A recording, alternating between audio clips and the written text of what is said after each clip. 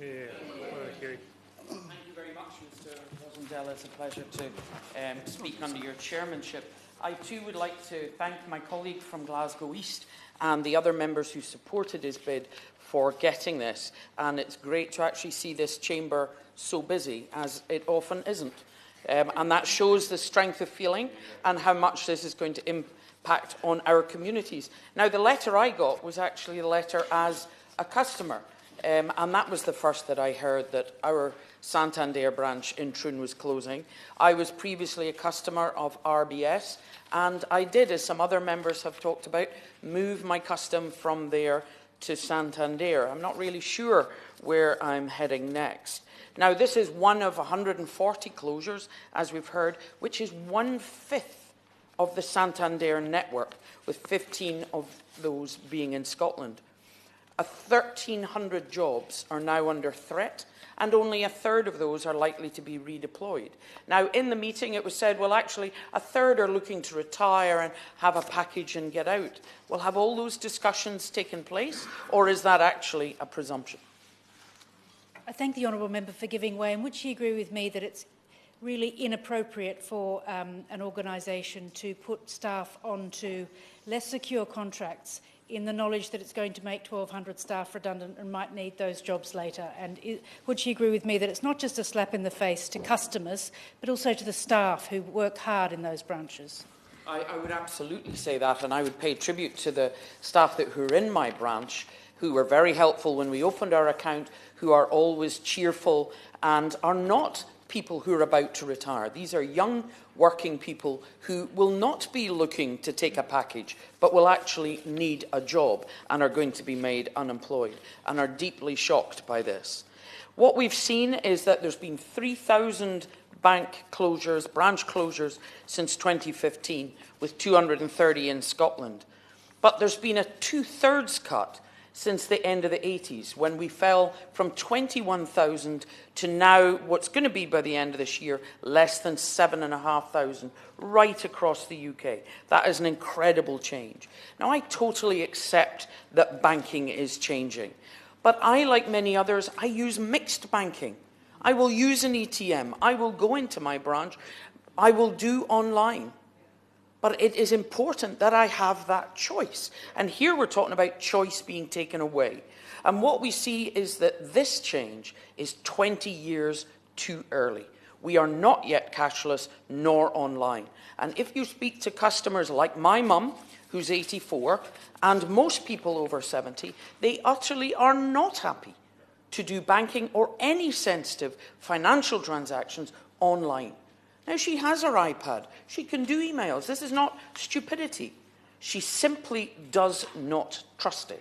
And therefore, we are making this change and leaving 2 decades' worth of older citizens feeling uncomfortable and feeling they've had things taken away from them.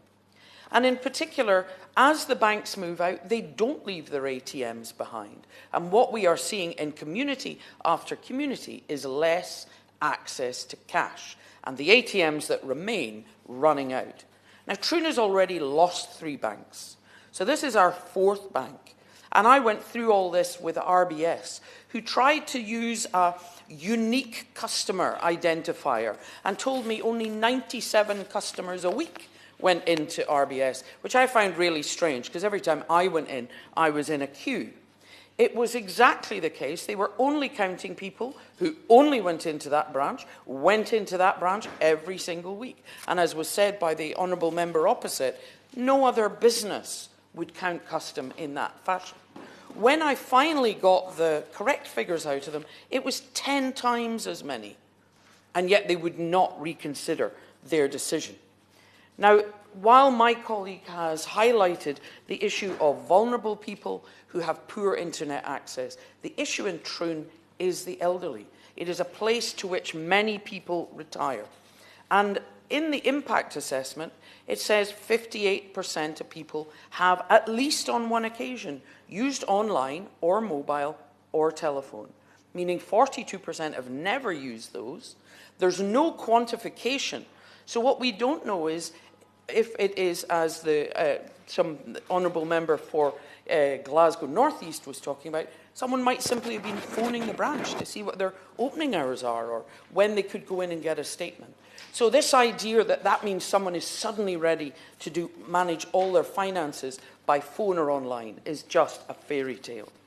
Now, the problem that we have is that because of our elderly population, they're suddenly being told, and I was reassured, that the closest branches are less than 10 miles radius away. It's 7 miles in one direction and 11 miles in the other. But for most elderly who live in Troon, you're talking 2 buses, and you're actually talking about more than an hour's journey. And on a bus that is not frequent, and therefore you're talking about to go to their branch could be a 3-hour all-in round trip. What we have highlighted earlier in the debate is that is also taking footfall out of Troon's town centre. Because if someone is taking the trouble to go to Ayr, the chances are they'll shop in Ayr. They're not going to come back and then go into the middle of Troon and shop and then get a bus home. And this is gradually killing our high streets. Now, the access to banking standard was mentioned and the need to have an impact assessment. And we've all been sent these little infographic-laden impact assessments. But they strike me that they're largely about the impact on the bank. They're not really about the impact on customers or staff or on our high street. Now, the Honourable Member for Inishmon mentioned the idea of having a hub. The obvious hub is indeed to bring back Crown post offices. But why is it we expect post offices to co-locate with another business, and yet banks will not co-locate with each other or co-locate with a post office? It is absolutely vital that communities have some form of safe and secure access to financial services and financial advice. It is proposed that post offices are the answer to everything. You can't open a new account in a post office. You can't carry out a bank transfer. And you can't actually get a full bank statement. You can only get a balance if you're actually trying to manage your money. And you certainly can't arrange a loan. Many of us used to go into a bank to speak to our bank manager, who was very strict about the income we would have needed to have to obtain a mortgage. And part of what led to the crash in 2008 was random decisions to lend people 3, 4, 5, 6, 7 times their income so that they could get a mortgage, instead of actually having the chance to sit down and talk with someone who could see your financial performance. And this applies to business customers who, at the early stages of development, need really personal input by someone who is managing their service. Apart from being the answer to all this problem, post offices are struggling financially. They used to previously get a fee to postmasters, but this has been reduced from 210 million to just 70 million. So their funding is being cut. Now, because this is the 4th bank, this means all of this work going to the post office in Troon. It has the same number of counters it's always had. And it had a 2-year gap of struggling to find a new postmaster when our previous postmaster was ill, and frankly finding it all too stressful. In the Which survey, 42% of those not happy to move to the post office were concerned about queues. And if you've only got the same number of counters and suddenly you're doing the work of 4 banks, that's inevitable. Our closest town, Prestwick, has also lost 3 banks. Our postmaster, when I met him after them losing the last bank, was initially quite positive because he saw it as a business opportunity. But I met him recently, and actually the bank transactions are taking money out of his business. Cash deposits are time-consuming, and he's had to take on an extra part-time member of staff. He's doing over 500 extra banking transactions per month. He's taking in £1 million per month. But while Santander charge £7 per £1,000 deposited, the postmaster is paid 37 pence per £1,000 deposited. The 3,000 community post offices, protected as the last shop in the village, who are subsidised by the government, that subsidy will end in 2021. So we are literally going to have dead and empty communities with no access to anything, and certainly nothing that maintains footfall in a town centre. What we have is the need to actually reward and support the post office. Santander is one of the biggest users of post office services because they already make their business customers deposit cash in the post office. There is currently a renegotiation of that transaction fee to post offices, and it's critical that it is now fair, because otherwise we will see the last remaining Crown post offices not redevelop as a banking hub, but shut down. And frankly, post offices wedged in corners of shops are not always accessible, they are often cluttered, and they do not offer privacy to carry out your financial decision and management. I will. Is there an additional risk as well of going in with one retailer, as WH Smith, for example, because many of the high street brands are actually closing down and the whole service could go?